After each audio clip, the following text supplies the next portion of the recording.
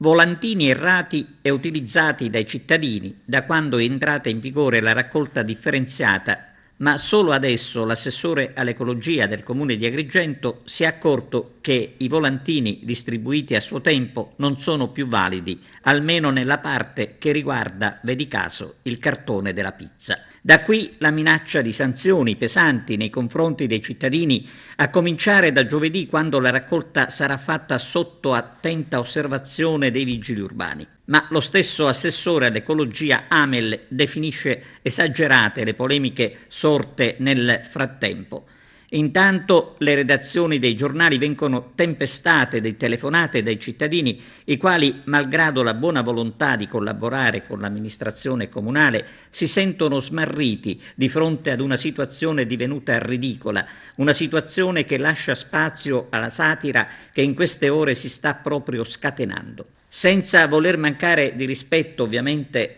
aggiungiamo che l'assessore all'ecologia del comune di Agrigento dovrebbe decidersi una volta per tutte, anche perché non può fare il duro a giorni alterni per poi scrivere sulla propria pagina Facebook che non è successo nulla. L'assessore deve sapere invece che è successo e come è successo, con la gente confusa e preoccupata di finire nel registro dei cattivi ingiustamente. Insomma, la raccolta differenziata sta creando una situazione forse unica in tutto il Paese e chissà che non sia proprio il caso a questo punto che qualche amministratore comunale agrigentino, se non proprio l'assessore al ramo, si rechi in giro per l'Italia, dove la differenziata non costituisce sicuramente una farsa, come sta succedendo qui da noi.